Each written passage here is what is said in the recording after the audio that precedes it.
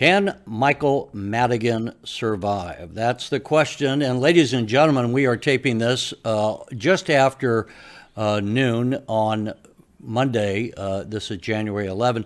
And we're joined with Jeff Berkowitz of Public Affairs TV out of Chicago. And the big story is Michael Madigan, who on Sunday, the day before as we tape this, came up short in his election for House Speaker to a new term. And Jeff, this has been just an academic exercise to have Michael Madigan reelected as Speaker for the better part of 35 years. But now the Democrats in the Illinois House are finally saying enough, and it looks like this may be the end of the Michael Madigan era. The House Speaker who served longer than any other House Speaker in the history of the entire United States.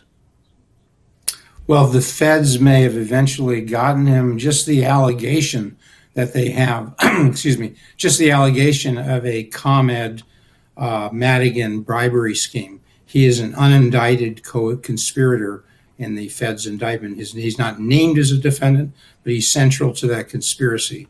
And that is the stench. That is what all the Democrats are worried about getting away from. That is why 22 Democrats have said, never Madigan. And so we'll see if they change. But if those 22 will continue to say never Madigan, Madigan will not be the Speaker this year. And I'm betting that's the case. I'm betting they're going to find somebody else because as we tape this, Madigan has not withdrawn, but he suspended his campaign. And he said he has always put the interests of the party first. And he wants to give the caucus, the Democratic caucus, a chance to work things out, but he's not withdrawn. And the speculation is if they start working things out, if there's somebody else who emerges as a candidate, and then there's maybe Ann Williams, who's in there now, who got 18 votes yesterday. Well, before we get into the list, I want to read a statement by Jim Durkin here. And Jim Durkin, the Illinois House Republican leader, said Michael Madigan continues to create uncertainty and misdirection. His latest style, forgive me, ladies, for moving that, his latest statement about suspending his bid for Speaker but not withdrawing is typical of his style and appears to be another ploy in a head fake for the sake of the institution. His caucus must demand that he be direct and honest about his intentions in or out. Now, it's been somewhat, I would say, misreported as we are taping this. Just recently, there are people saying Madigan out as House Speaker. He's not necessarily out. He just said he's suspending his campaign for the moment. And as the Democrats in the House tend to look for or go to look for a replacement, it's possible that they can't come up with the votes to replace him, and they may have Madigan as a fallback Speaker. So I'm not going to say that Michael Madigan is totally out of the picture as the next House Speaker, but it certainly looks at this point like it could well be the end of the Madigan era. So now with that, Jeff, let's talk and go ahead and lead us in the conversation about who might be among the potential candidates to become the next House Speaker should Madigan finally be done.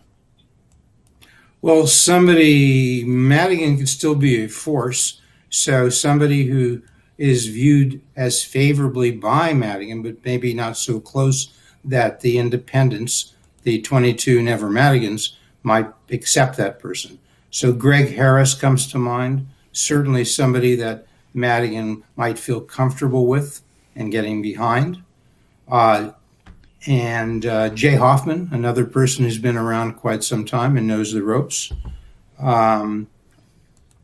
Possibly Cam Buckner, who's emerged as a very strong member of the Black House Caucus, and they have 22 members, so that's a significant block.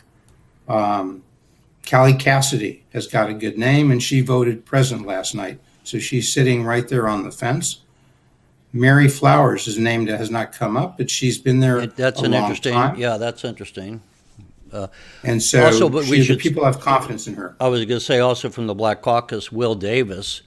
And I could see Will Davis potentially being one because he has worked with Republicans on various issues. He's not His style is very, you might say, mellow. He's big on education. He's not seen as a bomb thrower, so Will Davis, I could see one. And on Sunday, the day before we're taping this, Ann Williams, up by the Wrigleyville area, is her district. She received 18 votes, and Stephanie Kifowit received 3. I will say I don't see, Stephanie Kifowit was one of I think the only person who said before this that she would challenge Speaker Madigan as Speaker, but I just don't see her getting enough votes to be the Speaker. She's mentioned among the candidates, but my feel for knowing the House as I do and the members, I just don't see her getting the kind of support that would be taken. I was surprised that Ann Williams, nothing against Ann, I was just surprised that she got 18 votes. I didn't expect her to be necessarily even in the running. And of course, the majority leader, Greg Harris, could also be a very high on the list of potential replacements. And if somebody wanted to go more progressive, you'd be looking at somebody like Will Gazzardi. He's going to be tougher to get by. He's not going to have perhaps the support or tacit support of Madigan. But I think we've rounded out the likely or possible candidates to emerge in addition to people who are there, which, as you point out, are Ann Williams and Stephanie Kifowit. And, and Stephanie's got 3 votes, so that could be important if things are close. She's not going to be the person chosen as the Speaker, but she could tilt it one way or the other. She could throw it if it's close to one person or another. 3 votes matters when you got a close race. But right now you have to say, okay, where is it? It's Madigan. Somehow he survives. It's Ann Williams and one of the folks that we mentioned. Somebody else could emerge. Almost certainly it will not be Jim Durkin. It will not be a Republican. Jim would like that. If he can find 15 Democratic votes, he's got 45 for sure as Republican. So all he needs is 15 Democratic votes. That would be a real shocker. That would be a shocker. Maybe Jim can come up with some deal that somehow persuades 15 No, Democrats. all right, let's not talk about fantasies here. We're joking around. Okay. He's not going to be the Speaker. Yes. It is long before I started covering Illinois politics. I think this was around 1980 or so. There was a long, drawn-out fight. I think they had over 100 ballots trying to find the Speaker. And so I say this for the viewers to know that it could be where you take 2 or 3 ballots and there's a consensus candidate and we got a new Speaker, or it could be something where there's really a prolonged tug of war with different factions and no one wanting to give up. And if that were the case, there again, that's where possibly Speaker Madigan could come back as a Speaker and they say, hey, we need to get moving on with other legislation. And let me bring this up, Jeff, this graphic that reminds people that under Illinois law, the House cannot begin working on legislative action until a Speaker is selected. And so thus as it says here, the Illinois House is going to be delayed in getting to the needed or their effort to get legislation done, which means it's going to be holding up work on the budget and other issues. So that's one of the things why this matters. It's not just an esoteric exercise for the viewers to go, well, who cares who's the Speaker? It matters not only because it'll hold up legislation, but Jeff, as we said already, the Speaker Madigan, is the longest serving in the history of the United States. He's been the Speaker basically uninterrupted for almost 35 years, exception of 2 years. He has had an iron grip on legislation. And the question is then, if we have someone else, is it going to mean a difference in the way Illinois is governed? And as you and I have talked in a previous discussion, look at Bruce Rauner, former Governor Rauner, who said when he was the governor, I'm not in control. Speaker Madigan's in control. I'm trying to get the power to run the state. And Illinois, under Michael Madigan, it's not supposed to be this way, but many would argue that House Speaker Madigan was the most powerful elected official in the state of Illinois, not the governor. Well, let's go back to first principles when you say, will it matter? Because remember that although people think usually, and certainly with Madigan there, this is decided in the Democratic Caucus because they have more. They have 73 votes. There are 118 members of the House, so it requires 60 to have a majority. So the Democrats have more than enough to decide it by themselves, and that's been the case for a long time. So the vote, though, allows Democrats and Republicans to vote. So Republicans have votes here. It's just that the Democrats do it because they don't want to involve the Republicans, and they don't have to. And so they can decide amongst themselves who they will nominate, and then they've got 60 votes, so it sails through. But in this case, you have 22 of those 73 Democrats who have essentially said, never Mike Madigan again. They're not going to support him anyway. So, yes, it won't be Jim Durkin who's the speaker, but the speculation is the several candidates who've stepped forward, the Ann Williams, the Stephanie Kifowit, and whoever else they might come up with. Well, certainly those two, the speculation is, have said they will talk with Republicans about getting their support. They've denied it publicly. But if Durkin and other Republicans can support one of these folks, and if that could tip the day, Republicans could have some influence in choosing that speaker. And if they do that, then Republicans could have some influence of what happens going forward with legislation. That's a good point. The Republicans could make a deal with whomever, let's say, is one of the leaders, but in the election, but maybe they don't have enough, and the Republicans say, if you fill our wish list, whatever that might be, then you could, Jim Durkin could make it okay for a handful of Republicans to vote for that person and make them the speaker. You don't need a handful. And right now, Ann Williams is 18. If Durkin says, I got 45, she's the next speaker. Well, that's more than a handful. I'm talking about if you had, very close on the Democratic side. The point is the Republicans could tip the balance to the Democrat candidate. Let's not get mired in minutia here, okay? So it also, we should say, this is a result of the scandal going on with ComEd. We got to mention that. The federal prosecutor has already indicted 4 people. Speaker Madigan has been named in that indictment as public official A, not by name, but as public official A. And while he's not been charged with any wrongdoing, he certainly, this is what has been behind costing him the support that he needs to be reelected. And so there has been this whole cloak of this culture of corruption. We have seen a number of people over the last year in the House and in the Senate in Illinois legislature being indicted. One of them was Senator Sandoval, who actually died just a short while ago, but he had been indicted and was working with the feds. Terry Link, Senator Terry Link was indicted. So the question is for the viewers, and we can't answer this, but will that make a difference in the way the House is run? And will this be a new day in Illinois politics to where maybe there's more cooperation between the Republicans and the Democrats, where there's more openness in the rules and getting a chance for legislation to move? Or will it continue as it was under Michael Madigan, where unless he puts his blessing on a piece of legislation, it's just not getting out of the Rules Committee?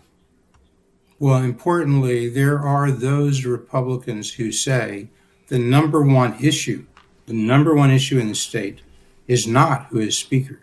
They would say the number one issue is the $400 billion state and city pension liability overhang on the Illinois economy, and no apparent solution coming from the Democrats at this point, and perhaps some would say from the Republicans.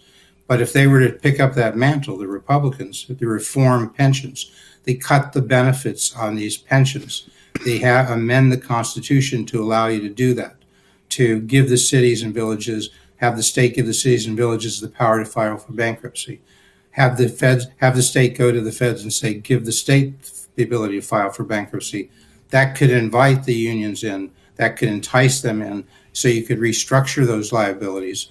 And if you could substantially reduce that, you could start attracting people to Illinois, because Warren Buffett says, hey, I'm not going to go to Illinois to invest. I'd be walking into a bunch of liabilities. So there's no discussion of that. In fact, there's no substantive discussion.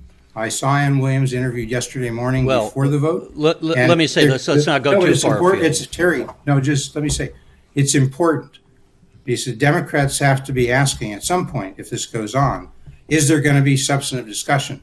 Can they get away with just saying to each other, well, we're looking for a new vision without telling us what that vision is? Can they get away without discussing pensions? Let me wrap it up with this. If all they do is put a new face in an old system, it won't matter. If they get a new person in and that person makes changes and works with the Republicans to open up the process, then it will be a new day in Illinois politics, and who knows where that leads. But this is certainly historic, given the hold that Michael Madigan has politically. And I would also mention, Michael Madigan is one of the living delegates to the Constitutional Convention of 1970, 51 years ago, that wrote the Constitution of Illinois. So he has been around for 51 years. He's now 78 years old, and certainly we need to discuss this. And you and I, of course, will have further discussions into the future as far as whether or not we will get any movement on things like the pension. Jeff, I want to point out to the viewers a couple of things. One, tell us who, in the comments on YouTube, tell us who you would like to see as a speaker and why. And if you prefer to have Michael Madigan stay, do that. We hope you give us a thumbs up on this video. And let me mention that Jeff, who is the head and founder of Public Affairs TV, just did an interesting in-depth interview with the new Republican Senate leader, Senator McConkey. We argue about how he pronounces his name, McConkey. We'll certainly learn that. But Jeff just did that. It is also on the Illinois Channel YouTube page. So we encourage you to look at that. But I also want to point out that that was done about a week ago now, Jeff. So before this discussion of the speaker coming up short, we didn't talk about it. You didn't talk about that in your interview. But it's still a very good interview, and he discusses a whole lot of issues.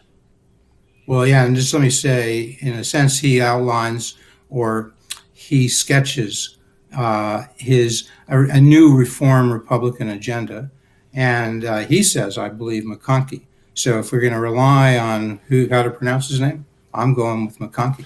But you say tomato, I say tomato. We'll see. But also have the viewers look on youtube.com/IllinoisChannelTV if they don't find it on cable. In addition to the McConkey interview, the new leader the leader of the Senate GOP designate, who will be that leader officially on the 13th. But in addition, they will find coming up some potential Republican candidates for governor in 2022. Gary Rabine will be interviewing Richard Porter from Kirkland and Ellis. And Gary Rabine of the Rabine Group. So lots of good stuff. Go to youtube.com/IllinoisChannelTV.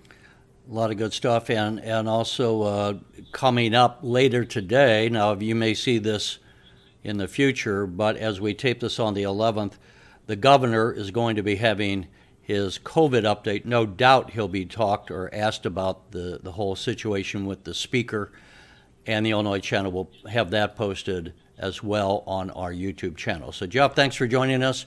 We wanted to bring this kind of breaking news to you and just flesh out some of the issues. Thanks for joining us, and as always, please subscribe to the Illinois Channel, and you'll get notifications when we put out a new video. And certainly this month, there might be all sorts of breaking news as we go into a challenging speaker election for the first time in quite some time. Jeff, thanks for joining us. Viewers, thanks for watching. We'll say goodbye for now. Thanks for watching, and if you haven't already, please consider subscribing to our channel. And while you're at it, please leave us a comment. Thank you for watching.